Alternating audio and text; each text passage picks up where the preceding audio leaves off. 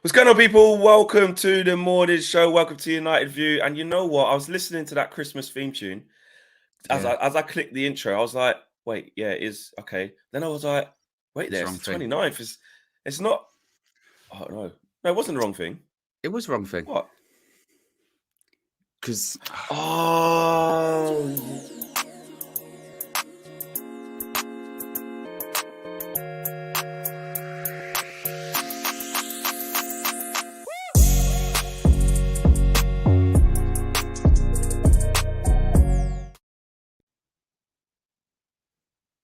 but here's the thing, right?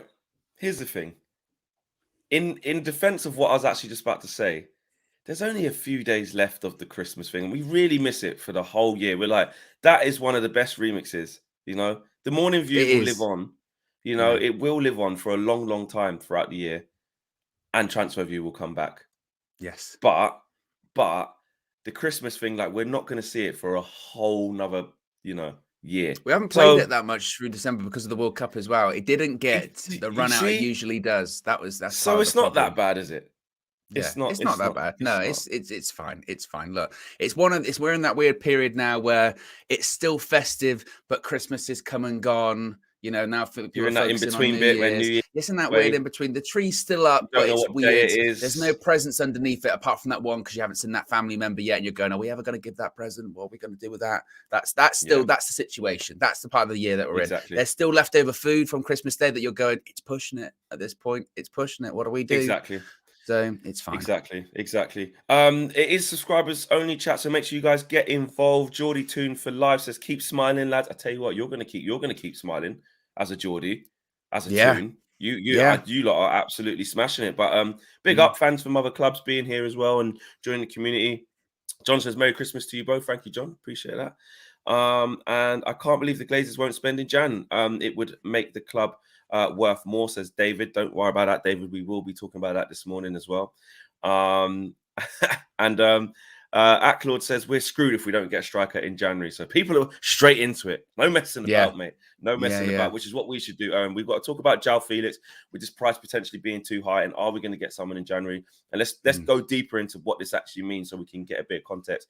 And we're going to be talking about a transfer takeover, United takeover update, should I say? Not transfer, United takeover update. Got it out in the end. Yes. And Brian Lee says, Owen looks so cute and handsome.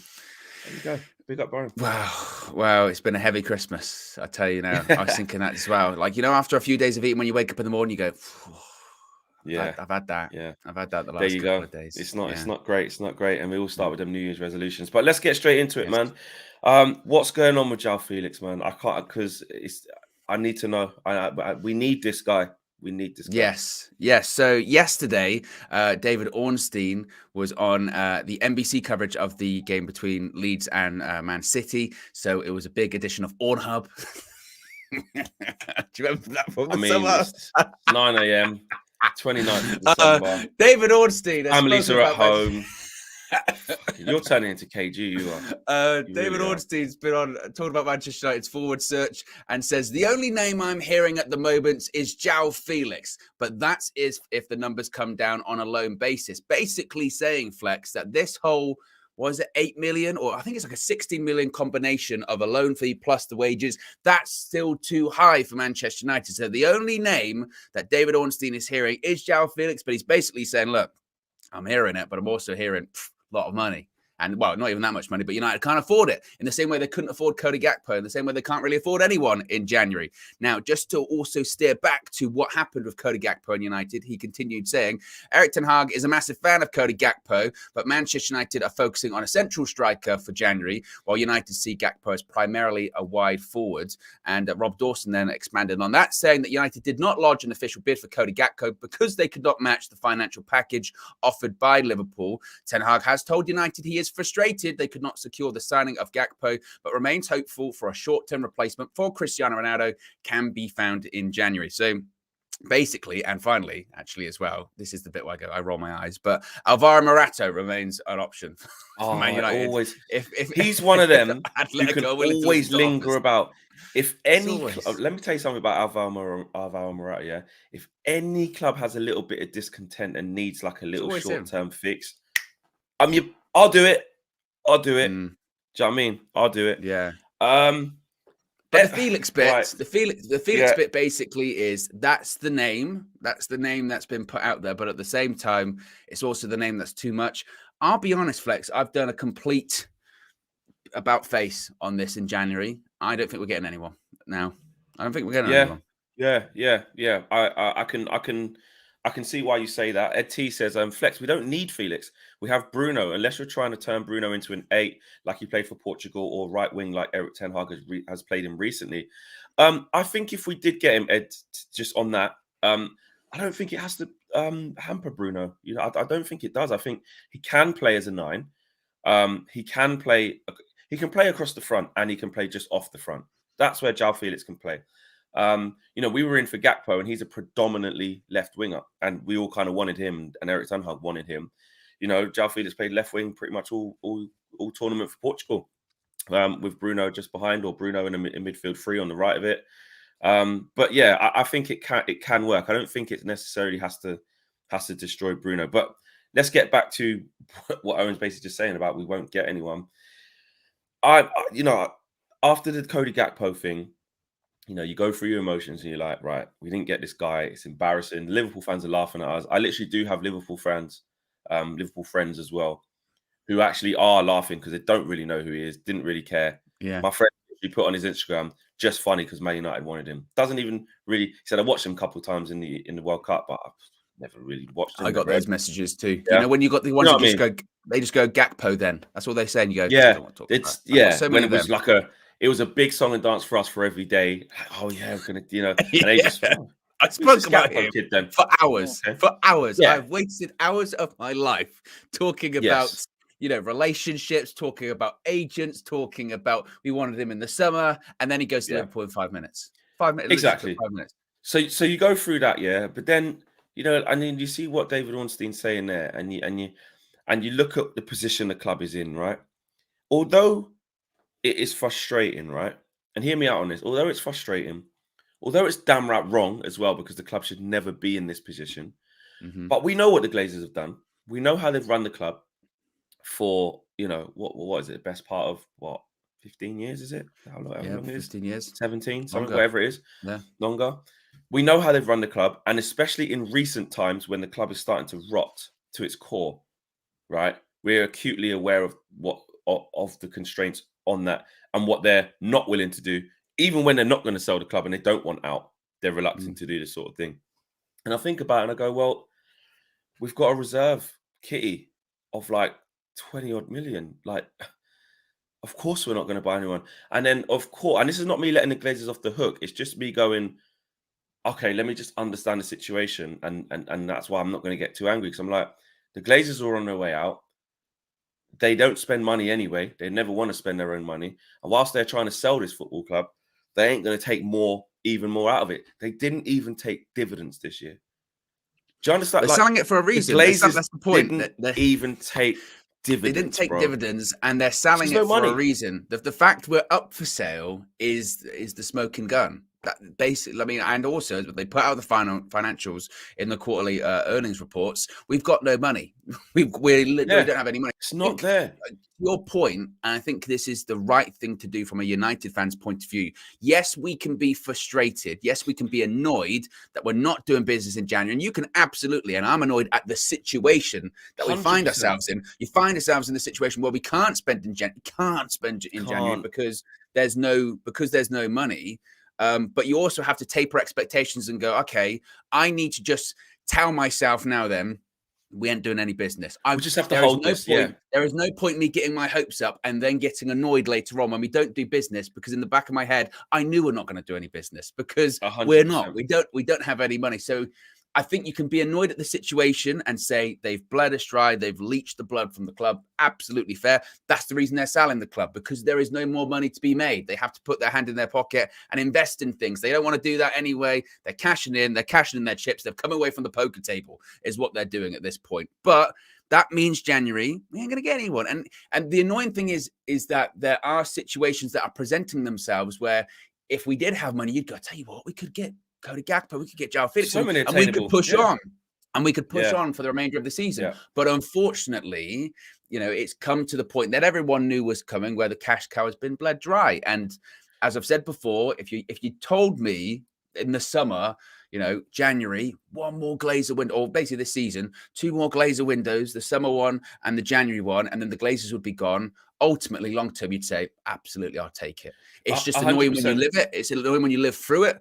And it's annoying the situation we find ourselves in, but we also have to taper expectations. This is part of, and I know again, it's not excusing the Glazers. I need this to be absolutely clear. And I'm not saying that anyone in the comments is saying that, but just to make it unequivocally, understandable. This is not saying, oh, come on, guys, it is tough on the Glazers. You can't expect them to spend money. No. It's not saying that. It's not saying that. It's just the reality like Owen is saying, this. It's just the reality of the situation of why they definitely won't buy anyone now. Do you know what I mean? And also you can look at Liverpool. This is another thing which makes it even more annoying. But again, it's indicative of the way the club's being run. You can look at Liverpool and say, well, they're for sale right now. They're spending. They're in danger of maybe not getting in the top 4. Bad start to the season, right? And then FSG puts them up for sale. But because they've been well run, because they haven't run their club into the ground, and because they're financially stable, even though they want to get to the next level and get a little bit of help, and it's the right time to either cash in or get investment to take Liverpool to the next level, or to keep it, or to sustain Liverpool back at the top when they need a rebuild. Let's start it now in January. We've got a cash reserve because guess what? We are a well-run club. We do make the right decisions at the right time. And FSG, at this point, if this was the Glazers, they'd probably stay there another 10 years, making Liverpool rot, making bad decision after bad decision, throwing good money after bad. But what they've done, in my understanding, I'm obviously clearly no Liverpool expert, but for how I look at it compared to the Glazers, because we've got America owners, so their difference is, like I said, they've invested in the right. Obviously, they got the manager right, which makes a massive difference because they've got a world-class manager. But from that, they then backed him and gave him the resources when they needed it and bought really, really smartly. I mean, Liverpool got a mixture of a couple of like stellar players, like 100 million and big boy players, but then they've also got some really good value for money players. Also they've always done business in January. That's the point too. They did it last year, and they've always done business in January for players that are around 30 to 40 million. Again, they did with Diaz, they've done it with Gakpo. This is nothing that differs from the norm. And you have to remember as well, in these 2 sales situations for Liverpool and United, whilst all of the outside noise is happening, internally on a day-to-day basis, it's business as usual. So for them, they would have said, well, it's business as usual for us. Therefore, the transfer budgets that were in place, that are usually in place, we're going to continue as it is. It's the same as it is at United. It's business as usual. The problem is, the usual is there is no money. If it was business as usual, maybe we would try and buy someone in January. But the financials are there to be seen. They publish them. We don't have any money. And that's to the point of the Glazers. I don't even know if we can expect them to invest money in now, because why would they've never done anyway? They've never done it. They've never done anyway. Why are they going to do it when they've got one foot out the door? Like, it's illogical to even what think that's going Franklin to says here. To what Frankie says here, thanks for the super chat, Frankie. I really appreciate that. Good morning to you as well, bro. Good morning, Frankie says it's an excuse. It's an excuse, Flex. If you're trying to sell something, you make it as attractive as possible. If you're selling a house, do you let potential owners view it dirty? And this is the thing. Thanks for the super chat. And I hear what you're saying in normal circumstances, right? If you're kind of stable and you want to sell your house and it's a nice house, etc., etc. Yeah, while you've had the house, you might add a conservatory. You might, build upon the garden. Extend the kitchen. You can do things that make your house cost more. And then the basics of making sure it's clean when someone comes to view it. I get that. But the reason why I think it's different with what's going on now is like what Owen just said. You wouldn't invest into your house if you'd ran it into the ground. You're on a, say, repayments only mortgage. It's broken. And as a developer, you've never invested. And you've never put money into it. And as a developer, you look at what's in the house to take out, and there's nothing. You can't. You can't do it. And also, more to the point, you won't do it, even if you could find money from family, because you've been greedy the whole time. That house has made you the money, and you now know that because the house is. Here's a good one. Because the house is in a good location, because the house, is near the motorway, it's near the train station, it's near universities, it's near the kids' schools, and it's quite an old house with a free. It's got a lot of space. It's got a big garden, but it's run down. You know that house is going to fetch quite a bit of money just because of those kind of default settings of where it is. You know, where it's been. Like, but realistically, it can't get as much as it can do because you haven't put the money into it and you're refusing to do it. Do you know what I mean? yeah, and using that house analogy, so you somehow managed to buy a house in like Mayfair with someone else's money, with debt. With someone else's money. Yeah, with someone else's money. And 15, 17 years go by, the house prices continue to go like this. Bear in mind, during that period of time, it's a lovely house. It's an old house. It's a Victorian house. It's brilliant. I don't have to put any money. So it's gorgeous. It's gorgeous. It's gorgeous. Look at it. It's great. Slowly over time, you go, I need a lick of paint here. Yeah, put a bit of paint on it. We can put a bit of paint on it. It doesn't cost too much. But when you're talking about actual electrics, or talking about actual plumbing, or you're talking about, I don't know, the heating's packed up and all this kind of stuff, you go, that's going to cost a lot of money. Oh, I still don't have that money. I didn't buy it with my own money. But you go, actually, I tell you what, if I sell it now, look, it's in Mayfair. It's a giant Victorian house. I can get a load of money anyway. You've got those people saying to you, you do realize if you do it up, you can get a little bit more. And I go, I don't care if I get a little bit more because I need the money. And I don't want to put any money into it. I just want to, I'm going to make a massive profit on it anyway. I'm going to be selling this house for in the United's case, 6 billion. I didn't pay that. Nowhere near. Why would I put in any money? And that's what they're doing. And again, in the same way as a football club, they're just like a ruthless property developer. They could give a shit about it. And they're a property developer they just care about the bank balance. Exactly. That have taken out, like you said, bought it off other people's money. And then, like you said, for the next set of development, they ain't got money to fix up these houses. So we ain't putting any money. Let's bail. What they're doing is bailing. We do realize this. They're not selling Manchester United, and this really hurts them. And it's been a really tough decision. And, you know, we love this club. And, you know, it's time to give it to somebody who's really going to, you know, look after it. It's not a shiny Charizard Pokemon card. And you just want to give it to a better owner that, you know, is going to look after it better than you did. This is not. It's... I tell you what, gonna have to act. We've like rinsed this like the most we could rinse it, and the only way now to take it further before it actually starts affecting us, i.e., can't take dividends out, i.e., you know, we're not making money of it, is to sell it. So remember, back to what Frankie was saying, they didn't want to sell. They don't even want the fact that they're selling in the first place is the biggest red flag because they exist, Man United, for them to make money, to take dividends out twice a year. The fact that they have to sell, you would go, it's great news. Of course, it's great news. It's fantastic, and Ornstein spoke on that. But at the same time, the fact they're selling in the first place, you go, man, it must be bad. It must be really bad. Exactly. WJ Barrett says, I believe they already know who the buyer is and the price is set. Man United not paying 37 million upfront for Gakpo. There is P for Felix at 5 million, and Mendes will sort. And that's you know, in the words of what David Ornstein said, there's some more on the ownership which we'll talk about, even though we've kind of spoke about it now because of Franklin's super chat, which was a really good kind of provoking conversation. Actually, good point. And it all blends into one. Point. It must be said. It all blends. The whole show blends into one.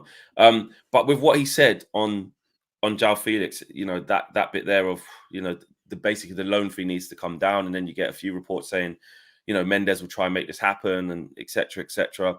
That's the only way. Like what WJ Barrett said, I don't know if that's true. I mean, I know the fact that they couldn't afford that 37 million. We've just discussed why. We've just done that. That's fine. We get that. But then now we're looking at we can't afford 8 million loan fee plus his wages, which takes it up to, I think it was like a 22 million package for the 6 months. We can't afford that.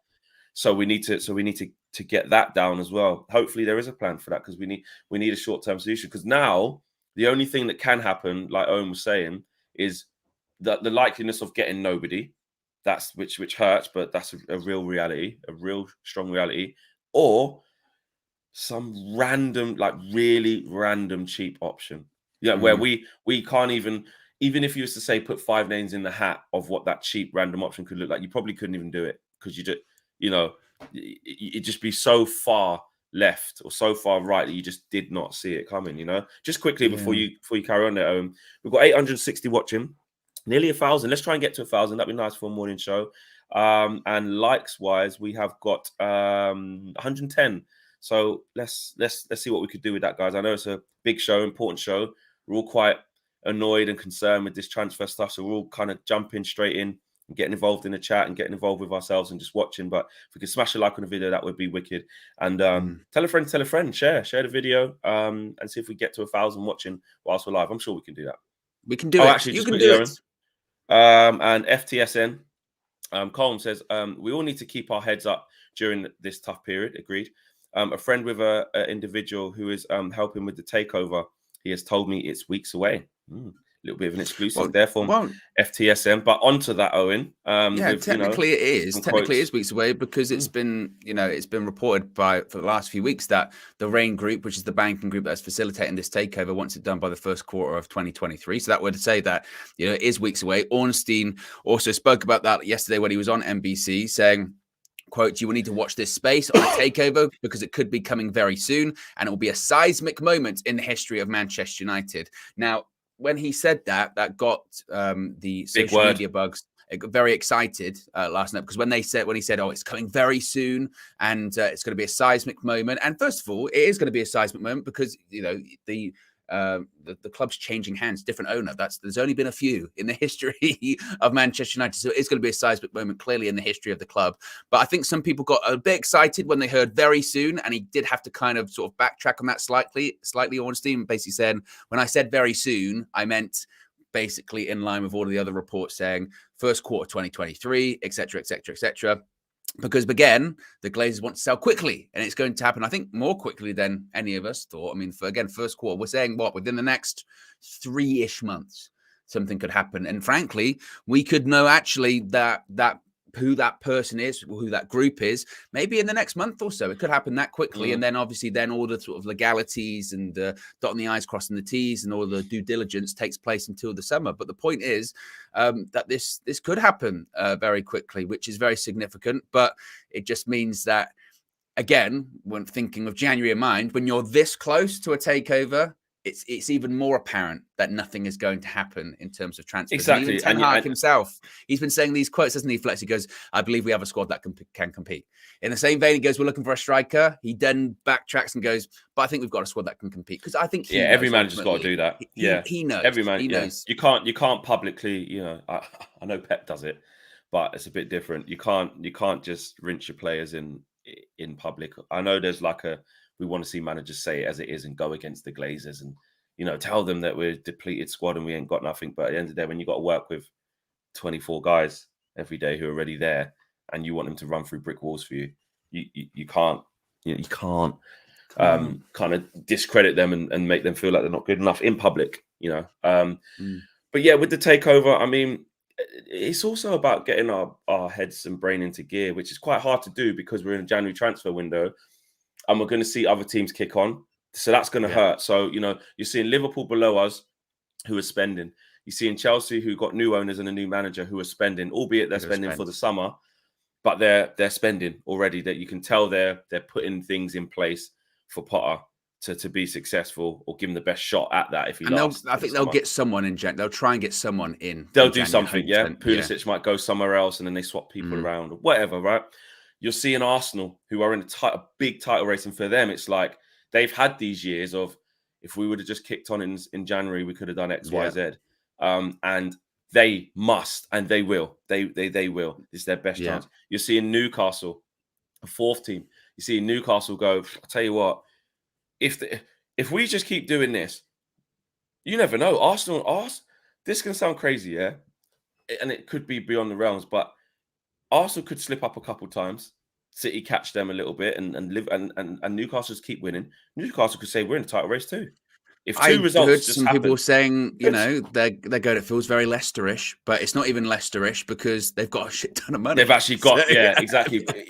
It would have been long odds, but not 500 to 1, or 5,000 to 1, whatever it was. But yeah, so that's the fourth team. You're going to see them do stuff in January when they've had a fantastic January last year, a fantastic summer, and obviously they've got the continual investment, the know-how, and they're at that perfect stage of being able to attract just the right type of player. You can see their plan. They're a massive problem. I actually think they get top 4. I really do. Or they don't go away. And so they're a problem.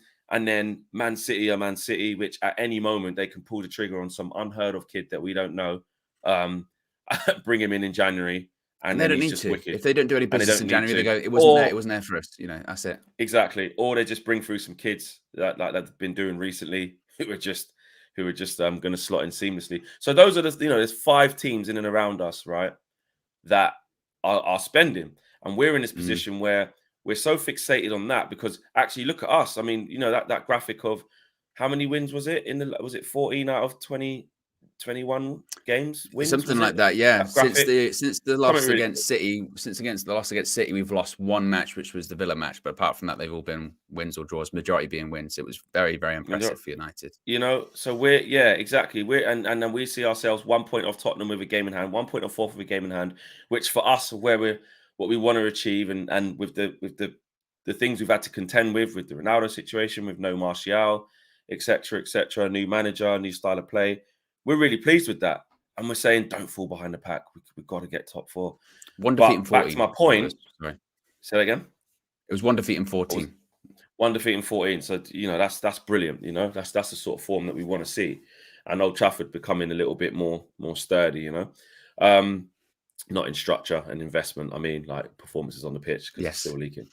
But back to my point. So we're looking at these things in January, but back to the owners, it's like we've actually got to get our minds into, what these owners are going to look like.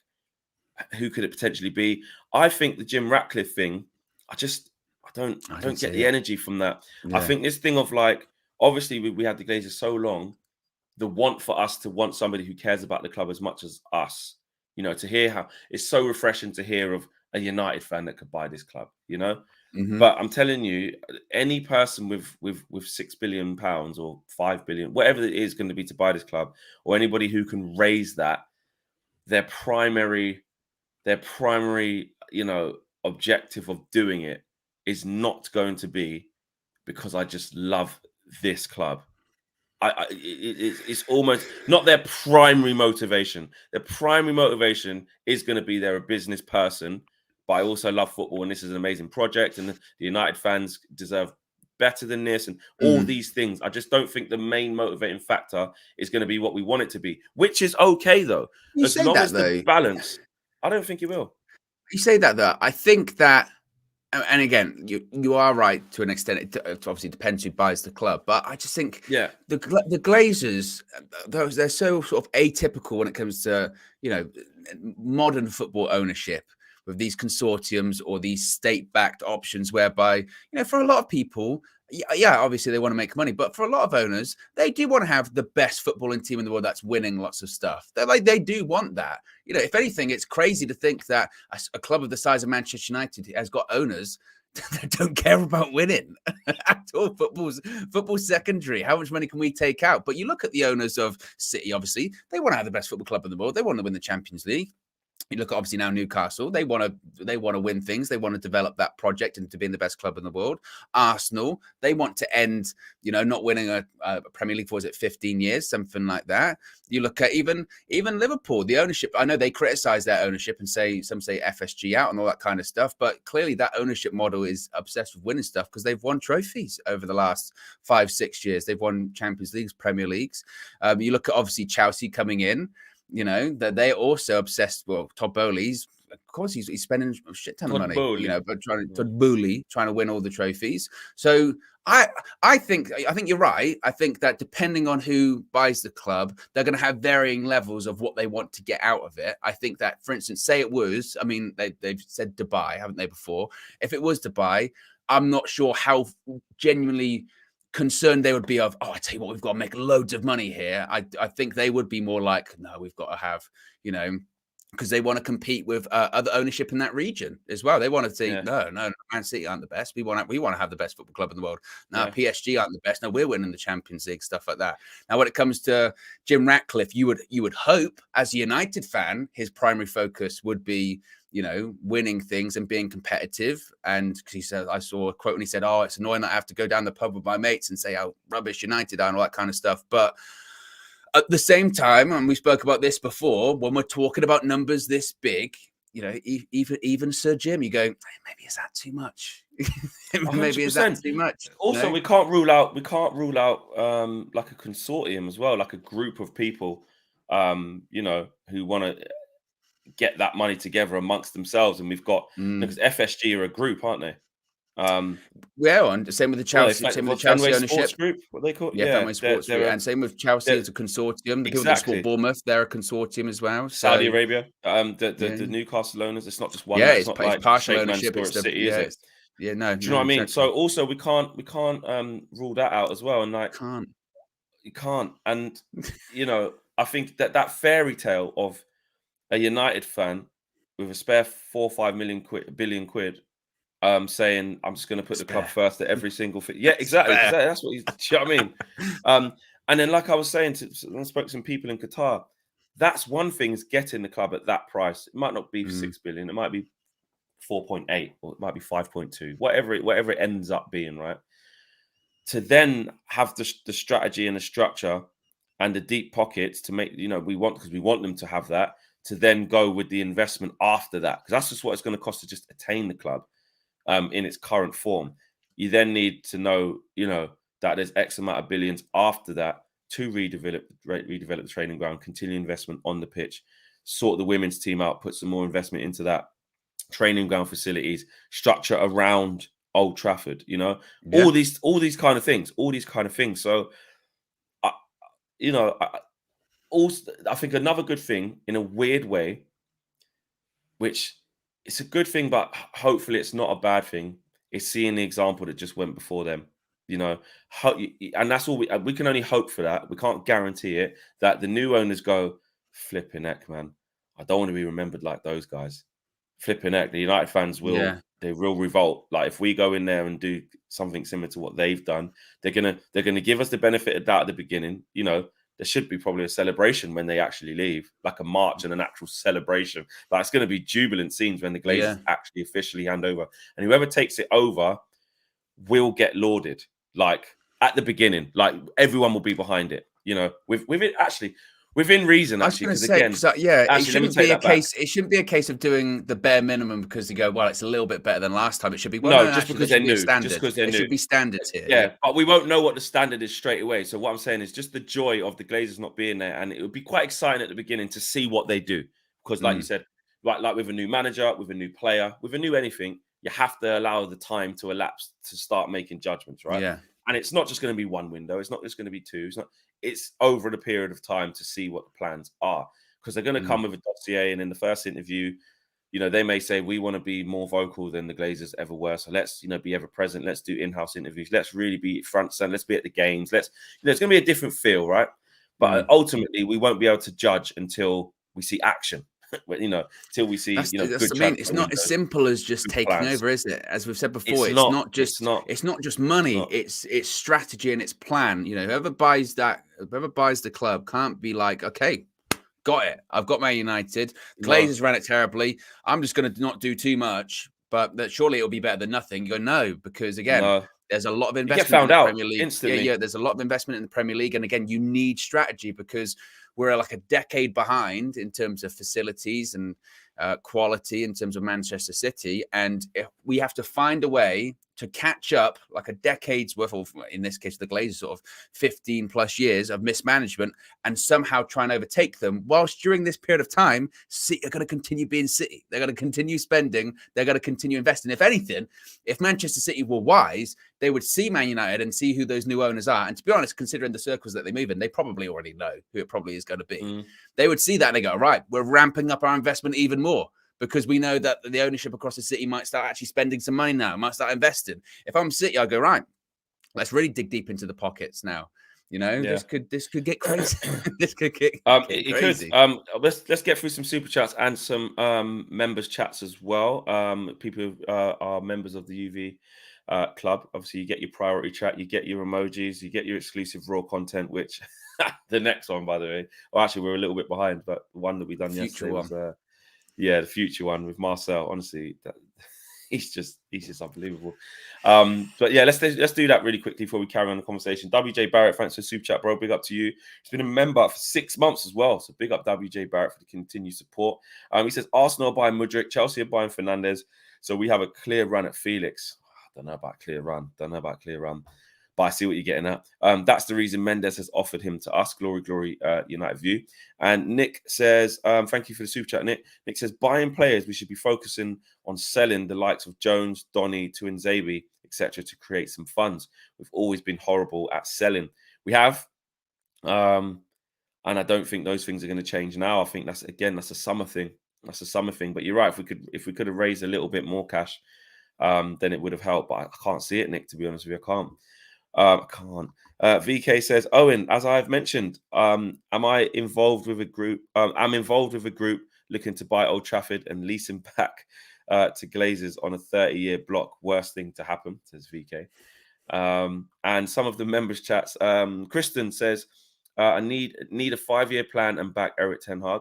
And Delivas says, with this rate, United need the next 20-year plan. Gemini says, Eric Ten Hag has proven he can work with what he's got. So imagine giving him what he needs. Agreed. Ed, those guys are just having conversations with each other. That is what's so good about the members chat as well. They all have conversations with each other through there. Ed also says, 2023 makes it 19 years, no Premier League title for Arsenal. Okay, there you go. Tabislow's in there on the mods as usual. Big up to you. And I think we're thereabouts. But do remember if you do come up. Yeah. I've got a question. With Eric Ten Hag, I was talking to KG about this the other day. If you think it's been 6 months now. Considering the 6 months of the stuff that's gone on at Manchester United. That 6 months. Considering the stuff that's gone on, he's done all right, hasn't he? You think he's about it. He's really well. He's had the Ronaldo situation. He lost his first 2 games against smaller clubs. What the second of which bad was fashion as well. Embarrassing. The club in the background of his second transfer window is actively being sold. Despite all of that, I would say the majority, or certainly myself, look at him, and it was just the chat that was there a minute ago, going, actually, you know what? Imagine this manager for like 2 or 3 windows got exactly what he wanted.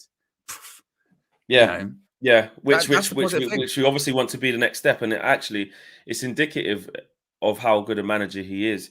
And actually, in a weird way, it's the only decision, one of very, very few, that this football club's got right in the last year. Well, obviously he's come in 6 months ago. When we announced him and got him, and I have to admit, I was a bit okay. I like him, but I don't mind whether it's him or Pochettino. I remember saying that. You 50-50. I was 50-50. 100 million%. I was 50-50 at that time. And seeing him now, I think the tour instantly showed me what we'd got. I know I didn't know what was going to happen, and how we started the season versus how tour was complete contrast. But just the man himself and how he conducts himself, that being on tour with the team and following them around and being around at the open training sessions and press conferences and whatnot, that showed me a lot about him. And just his general way he interact with us, just being around, and just how he was and the change I could see in the players instantly. I was like, you know what? This guy means business, man. We could notice certain little things of standards just being adhered to instantly. Him getting that message across instantly. During the tour. And it's difficult from people that I suppose aren't there, and given the season that happened last season, exactly. When you hear people say, because I remember you saying to me, like, the atmosphere is really, really good. Like, the atmosphere is really good. The players are buying in. Like, I'm not going to go KG, it feels different, but there's a real positive mood there. It did. You could see it. The training sessions, you're like, no, it looks good. They look sharp. And then you go, again, if fans are not there, they go, wow, we'll wait and see, kind of thing. Yeah. We'll see about that. And then you see the first 2 games and you go, here we go again. Same old United, same old last season.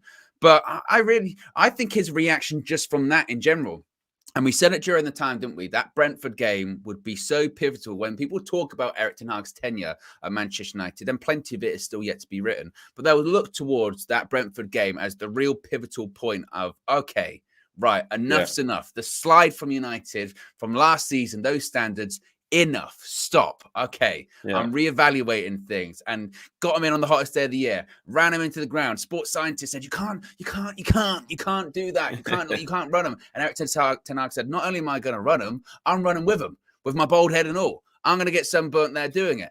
And you know, you look back at that point and you go, again, that was a critical point. And we were chatting before we went live. And I keep saying this, like, if you take those first 2 games out of the equation for United this season, I understand that it's impossible to do that. They do count, but it's like we've had like a -6 handicap since then, because if you took those 2 games out, we won those first 2 games of the season, we'd be right up there at the moment, right up there. Like, we've beaten good teams this season. We've beaten Arsenal. We've beaten Spurs. We've beaten Liverpool. Yeah, we lost to City at the Etihad. That was bad, but that can happen. But, you know, even the Newcastle draw should have won that game. We had 2 chances, should have won that game. The Chelsea draw should have won that game. 30 minutes in, we dominated them. So my point is that when these new owners do come in, if they do give Ten Hag what he wants, then to a large extent, he didn't get everyone he wanted in the summer, but he got a lot of people that he did want. He got a lot of people that he handpicked. Exactly. Yeah, and look how good they are. So if they have a couple more windows like that, I'm not going to say we're going to win the league or anything, but I'm saying in general, again, I know it's a difficult time during the January window, but if you take a step back and you say, wait a minute, we've got a good manager, we've got good players, we're playing good football, and the owners are going, that ain't bad. Yeah, that's what I'm saying. And this season, look, anything can happen, and we've got to keep at it, and it is game by game. But if you kind of say, if United can continue, every team can say it about themselves. I get it. Liverpool could say, if we keep doing this, we're going to get in the top 4 comfortably, and it won't be that bad. If Newcastle say, if we keep doing this, we're going to finish right. I get that, but let's just focus on ourselves. If we keep performing the way that we're performing and building in the way that we're building, we can finish 3rd. We can. Yeah. We could quite easily get in the top 4 comfortably as well. We could win a trophy. All those things are if, buts, and maybes. But to what you're saying, he's had a lot to contend with. And also, he's contended with those things, those 4 things that you've just labelled. Whilst actually, if we look at it from the other side, not everybody, because you can't do it for every single player, but look at the players that he's improved. I'm seeing Dalot playing out of his skin, you know. Look at Rashford. Look at the turnaround in Rashford. He's becoming brilliant, you know, enjoyable to watch again. You know, he's got the bit between his teeth. And that on tour, again, I remember in Melbourne, before we played Melbourne Victory, we did the press conference there with him and Rashford. And Rashford was talking about, I think Simon Stone asked him, or was it Simon Peach? Simon Stone said, what do you think Eric can do for you? Like, you know, what sort of manager you think he's going to be? And just like, I'm just really looking forward to working with him, and et cetera, et cetera. And I remember just looking at him, just even on tour, and he was just happy. And then you hear Eric talking about him, yes, in the same mold as Mbappe, in an isolated moment, in terms of on the last line when he's running in behind, there's only kind of Mbappe that will give you that fright. He's basically saying, he's not saying he's as good as Mbappe. He's saying in that moment when he's really committed to making runs in behind, no defender wants to face that. That's basically what he meant. And you know, he speaks about him last week, which I don't really want to put too much numbers on it, but you know, 20 goals, can he get that yet? You know, there's that kind of healthy encouragement to just get this player back going. You know, I look at what's his face, who's doing really well. Bruno is coming back into his, you know, coming back into effect in the games. I saw a stat that he's created 33 chances this year, or 32, the most in the league. And it's true, you know, someone said, I think I retweeted, I think it was Ian Dark, said that Griezmann got an assist for passing the ball backwards to Tchouaméni, you know, in the World Cup, and gets an assist for that. But, you know, how many assists happen where the player doesn't score and that it just goes unnoticed? And, you know, I looked at the chances back from yesterday, or the other day, when he sets in Antony, so soft, just the right weight. Antony should score, should go near post and do the keeper with the eyes. You know, he set through someone else. I can't remember. He had another one. Was it Martial? Or was it Rashford? I can't remember, but even with the Martial goal, he's the pass to Rashford, which is the most difficult pass. And what a pass that is! That's a wicked it's the most difficult pass in that move. And like you said, it doesn't count because when you're the pass before the pass, it's almost like Eriksen to an extent, isn't it? Sometimes Eriksen is the pass before the actual pass that leads to the goal. Exactly. But it's arguably more important, you know. And to your point, like, you look at the stats, you go, "Oh, he's not getting many assists," and you go, "Well, no, but he's playing well, and he's part of those moves. He's part of those goals." You know what I mean? So yeah, I agree. Like Steffi Jenks says there, same for Luke Shaw. I think she's saying as in he's stepped up. I think, I don't know if you guys were talking before, Steffi, but I would say that anyway. Look at Garnacho. He's set Garnacho as well, but also look at Garnacho as well. Look at Martinez. Look at Varane. Varane was like, we were like, I know he did get his inevitable injury at Chelsea and that made him be out for a while, but he gets himself back before any player in the World Cup final out of both teams and puts in that sort of Rolls Royce performance yesterday. With no Like, training. mentality, with no training, straight back in. Training. Boss, I'm ready, because he's creating, he's harvesting that they want to get back and do it, you know? So I just feel like there's you're right, Owen, basically, to take the conversation onto Ten Hag and give him the praise that he deserves, because he's had to focus on a lot. And that's why I said I know we're touch everything. I know we're putting it on a lot, but if we stay healthy and fit, we can chat. It will be difficult. I'm not saying it will, but I think with the galvanization of this squad and just getting behind the boys, of course we need signings. Of course we need to get a striker. But if we stay fit and there's not many injuries, which you're really begging for, it's hard. I think we can still compete for fourth. I really do, with the squad that we've got. I really, really do believe that. And that's what Ten Hag's saying, and I agree with him. I think that, again, your gut feeling is that come the end of the season, we might just go, if we'd have got someone in January, that might have been the difference.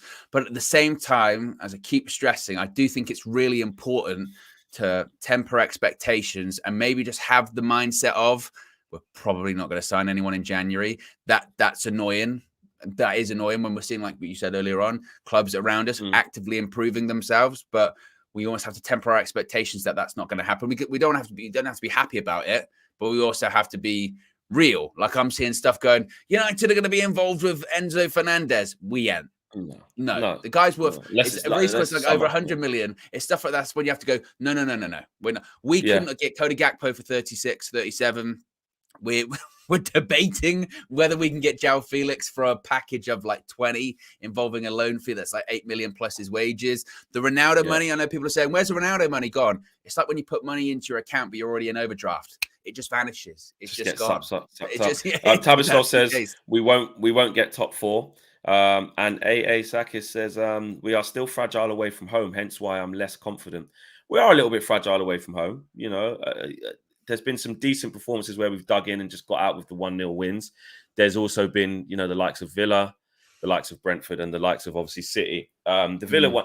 But I think every time there's been a blip, which, again, will happen again, we're going into a tough... The next game away is another one of them. Wolves, our next game. You're winning every game between now and the end of the season. Put it that way. We're not. We're going to lose at some point. Between now and the end of the season. So yeah, exactly. Of course. Then we play Bournemouth, and then when we get to that middle bit where we got to play City at home and then Arsenal away, I think it is, that is extremely tough. And those, I 100% agree in terms of, we could easily lose those games.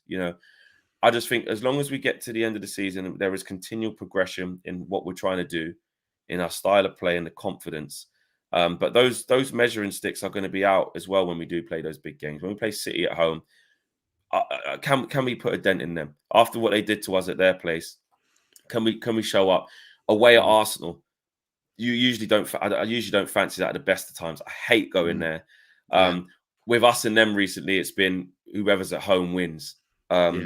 And every time I've gone there since, when did we last win there? Was it the FA Cup in the navy blue? Like Ollie. Yeah, with Ollie's first couple of games he did okay there, didn't he? I think. But then after that, I don't remember winning. And then because Joe, I don't think we've won there in the Premier League since the Millie Rock in the black kit with Jose. I don't think we've won in the league. That was in the league. Because the last time we won there in all comps was Jesse Lingard doing the moonwalk in the navy blue kit. That was FA Cup. I remember that. Yeah, I remember being there. I remember Rashford. I remember Martial scored after a rebound, and then that made it like 3-1. But to think positively, Flex, I mean, I was just talking about us playing Arsenal at Old Trafford earlier on the season the other day. And again, that day, you would say Erik ten Hag just completely outdid Mikel Arteta. Absolutely outdid him on the day. And who's to say he can't do that again at the Emirates? Different proposition, different ask. I understand that because it's the Emirates. Their forms there is good, and our form away from home isn't as good. But we'll need more than that. Yeah. But we've got more than that now. Yeah, in the immediate future, the games against Wolves and the games against Bournemouth, if it was any of our rivals facing them, whether it was Spurs or whether it was Chelsea or Liverpool, we would expect them to win these games. We would say, oh, I understand going to Wolves is going to be tough, but I know they've got a new manager, but they're still struggling this season. I know they beat Everton last minute, but still expect them to win. Bournemouth at home, you'd be like, I still think they'll probably win those games. So look, these are the bread and butter games that in recent seasons we haven't been winning. And that's in the immediate future. We just need to focus on these ones. Come, like you said, the end of January, those games are going to be challenging. Arsenal away, and maybe the expectation is we have to go into that one going, look, that one is going to be tough. But City at home, our record's good at home. Our record against City is okay. Last season it wasn't good, but you know, at home in recent years, it's not been too bad. It's been okay. How far off we've been from them. Yeah. Exactly. And if we get, and we've shown this season, especially at home, if you get the atmosphere going, I mean, you've been there for those nights against Arsenal, against Liverpool, they've been brilliant, absolutely brilliant, right? So if we can get that going against City, and as I say, we've got a good team. We do have a good team, and players are playing well. So we've got to be a bit not overconfident, but we've got to have some pride, some recognition. And even if we just don't lose, though, I mean, if you go to Arsenal and get a draw, great. Do you know what I mean? Like, obviously, we want to win, you know, of course, but I think just not losing those games, not getting rolled over and stuff like that, you know. I will say 1,300 watching in the morning show, fantastic. Big up to you guys. Give yourself all a big pat on the back. 275 likes though. So can we do something about that, guys? Because with 1,300, you're lucky Josh is not here. With 1,300 people, yeah, you know, we should be at that 750 mark. You know, we usually do the 500, then the 750. Yeah. But if everybody watching, if you have forgotten, like I said, we've been talking about a lot. If Josh was here, he'd do this, Felix. This would pop up on the screen. He'd go, "It's a disgrace, it's cheat, disgrace, cheat," and then there'd be some kind of monologue. But we're not going to do that, so that's fine. Exactly, we're not going to do that unless he's magically watching and logs in and does it. Right, he might appear. Very possible. Exactly. But in the words of Tabislo, yes, like, subscribe, and join the members club if you would like to. It is available for you to do. I want to talk about something because it's the last little 10 minutes of the show. Go ahead. I want to talk about Casemiro. You've got some apologizing to do. I haven't got apologizing to do. You do have some apologizing to do. I don't have apologizing. No. I watched. It's one of the latest episodes of UV Raw. It's not the latest one. It's the one before that. And it's you going to the game, the Man United Real Sociedad game at Old Trafford, that first Europa League game. And it was Casemiro's first start, I believe it was, because he'd come on a couple of times as a substitute. And I tell you what, Flex, you were harsh in that game. You were harsh. Well, on his performance, just in general. Did he play well in that game? I'm telling you, Josh, he's not it, man. He's not it, man. Did I say that? Yeah. Oh well, I'm sorry for saying that bit, but I will say I was very yeah. I know. I was very very skeptical of that transfer, and I was like, I'm not sure how strong he's going to be without a Modric, without a Cruz, without a Valverde. I'm being honest. I wasn't. Flexunas. That's who you are. No, I definitely wasn't that. I never. No, definitely not that. You know, he was awful. You know, and I was like, yeah, I don't know what that's going to be like. But let me see. I think I can even pull up the tweet. I was like, not sure how this one's going to go. Interesting to see how he does. That's what I think. Something like that. And then obviously the first 4 or 5 games, putting a few passes in the stands, and we were like, oh, we need to brush up a bit because McTominay was keeping him out. He was in the first 4 or 5 games or so, and fair enough as well. It was a justifiable situation. But 100%, I think with what he's done since then, I will apologize and say, well, he's just been a revelation. You know, he's absolutely been a revelation, and I think, yes, okay, Forest were absolutely awful. Like he had a like a brandy neat in this hand, a cigar in this hand, and a silk shirt. Clearly Flex reverse jinxed it. Big up Flex. Exactly. So me saying, I don't know about this, that ain't gonna work. Don't know about this guy. You know what? Thank you. I'm gonna put that again. Thank you, Steffi. You know when someone just comes through at the right moment and gives you that little, you know what, Steffi? You're right. Because on this channel, far too often, I just love the thank you. Yeah. Well, thank you. Yeah. You're right. You're actually You know right. what? Thank you. Far too often, people rinse me on here. It's all your fault. This is that. Oh, you shouldn't have done this, Flex. You shouldn't have done that. And you know what? It's about time someone says, well, actually, in light of us treating Flex in that way, that means that this is the other way around. This is You know the other what? way I'm going to around. defend He you. helped this. I'm going to defend Thank you you. here Thank because you. I was Please do, saying this Owen. yesterday during Match Day Reloaded. Be sure to check it out.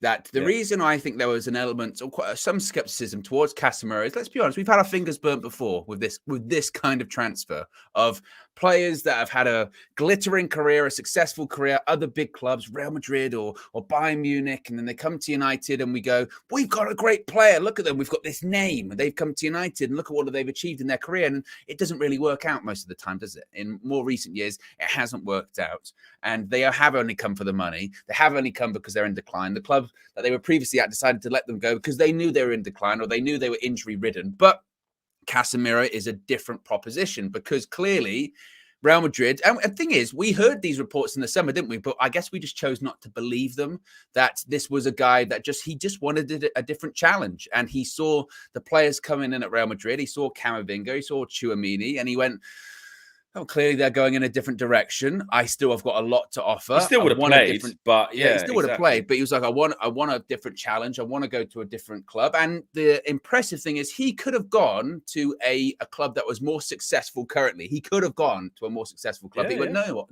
I'm going to go to Man United because they're a big club, big name. And I'm going to work with a manager. Let's face it, Erik ten Hag, not totally proven, hasn't won ginormous honors or anything like that. So that's a risk in itself. He took this risk because he felt like he had a point to prove. And my, oh my, is he proving it? And I think that's really impressive. It's a credit to him. And he was again, I know it's Forest, and I got a lot of those comments of, it's only Forest, why are you getting so excited? Because it was a good performance. And he played very, very well. Dinivas says Flex is doing a Ronaldo now at Steffi Jenkins as Piers Morgan. And WJ Barrett says Flex has been briefed by Piers Morgan. This isn't no apology, Flex. Well, because the apologies, like I didn't say he's crap. I didn't say we should Flex Clarkson. Flex Clarkson. Oh, that's bad. That's bad. That one. He's an idiot as well. What that wasn't an apology as well. That was just, I've offended some people. Yeah, I've offended people. Yeah. But no, like I never said he's rubbish. He's never going to work. I said I was skeptical. Is that wrong to be skeptical? I wish I brought the UV Raw clip this morning. He ain't it. I said I don't. He's not it. I don't think he's it.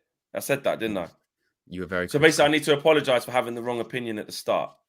Okay. You also, I remember doing the match for you that was United versus Everton, and at one point a Casemiro pass led you to falling on the floor. You did 50-50. Yeah, you fell on the floor. Because it was bad, and in the same moment he won it back. You fell on the floor.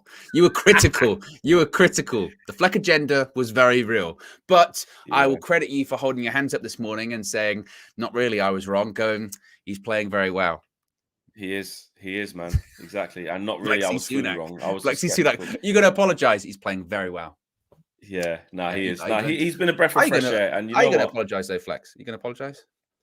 I said sorry. Sorry for getting it wrong. I should have just stuck with that. He's world class. I got it wrong. I should have seen that he's just world class and he's going to come to the Prem and boss it and be as good for us as he has been. Because and there is a little bit of that. Like we have been burnt before. And actually thinking about this, he's had good performances, and his performances have actually got better since. Wow, they were improving anyway, but they've got better since the infamous cabbage occurred in Sociedad, in San Sebastian. So who's to say, Flex, that when you touch people, bad things happen? Because the cabbage happened, and what happened? Oh, he started playing centre-back. He started bossing games in midfield. He was very good at the World Cup as well. I know Brazil went out in the quarters, but the cabbage, the power of the cabbage changes things. Owen, I no comment, because people are going to say it's a fake narrative, it's false. You know what I mean? Again, I don't beg the praise, Owen. I don't. I basically just took the pelters that day. What happened? Well, he laughed because he gave me a response, and I said, "Kaz, I don't know what you said. I don't know what you mean." But good for your interactions with him. Yeah, it was very uncomfortable, very uncomfortable, but funny. but funny. You know, but at the end of the day, yeah, I'm sorry I got it wrong. Like WJ Barrett says that. Sorry for getting it wrong. You know? And this next 2/3 of the season, I hope I haven't just judged this now by saying how good he is. And then Yeah. now he goes on a run of just being terrible. Then I say, well, I did say he was sus. Do you know what I mean? But no, we don't want that. I don't want that. None of that. I'm right stuff. I want us to be sick. And he was unbelievable against Forest. Unbelievable. And actually, just the know-how. Obviously, he won't do that against like a City or Arsenal like that. But in terms of just how important he will be in those games for us, you know, the same against Chelsea. Big games he I can't plays, wait. isn't he? Big game moment, Big game games. hero. This is a guy's big game. Yeah, exactly. VK says, Flex, your take on Harry Maguire. Or is he still recovering from illness? Oh, that's what you've got to apologise to me about as well. Because I will apologise. That's a real apology. So long on that preview. And at the end of it, we went, what are we even arguing about? And then when the team news came out, it went, Maguire on the bench. And on top of that, he came on for like 10, 15 minutes. I was like, Flex, I was like, what? He said the whole time, he's going, if he's not fit, he shouldn't even be on the bench. He shouldn't even be playing. Wow, Flex. He came on and got skinned as well. He shouldn't have played. He did. Like, honestly, but yeah, that, do you know what? This is a bigger apology than the Casemiro one. This is a genuine. Owen said that this is exactly what could happen, and I said it is impossible that can happen, or that's a disgrace and a cheat if it does happen. And I said no chance. He's either all in or all out. And the exact way of Owen putting it of, yeah, but it's just coming back for a little bit, can play a little 10 minutes. It's exactly what happened. So I do apologize for that. I don't know why we got caught on that. We just did in that moment. Yeah. But I do apologize for that. Charlie Comment says, I forgot. Apologies. We'll find it's that. Just before VK's. I've got it in front of me. I can read it. Oh, there you go. Yeah, go for it. It says, as fans, we have to make sure the new ownership will not try to do too much with the sweeping changes. Can you imagine the chaos if they decide to replace Ten Hag? I don't think they would, but you never know. No, they wouldn't do that. But maybe a bit like I think trying to suggest maybe a bit like a Todd Boehly and Potter situation. You know, when they go, actually, Todd Boehly. You know, where they didn't replace Tuchel immediately, but clearly that was in their mindset. And even Todd Boehly himself said that, you know, well, we were thinking about this, you know, so. Yeah, from before. And Sandeep says, when people see Casemiro on a team sheet, that's going to send some shivers down their spine. Hopefully it does. And SK says, United say no money. Here are some out of contracts. 23 in 23. Benzema, Thuram, Depay, Dembele, Giroud, Belotti, Ibrahimovic, Alexis Sanchez. Don't say that. Feel sick. Yeah, so maybe we can get some freebies. And big up to Chalaboy Comics and anyone else who's put super chats in today and got involved in the show. Remember, you can join the members club if you would like to. Links in the video description below. And smash a subscribe. Actually, we are at 126,000 subscribers, very, very close to 127. So it'd be nice to get back today. So I think it's like 50 to go. 50 away. There you go. So if you haven't clicked subscribe, please do. You might watch us all the time. You've just forgot to click the button. So big up to you guys as well. Have a great day. And we'll see you all again with some content very, very soon. Take care. Wicked show. Peace.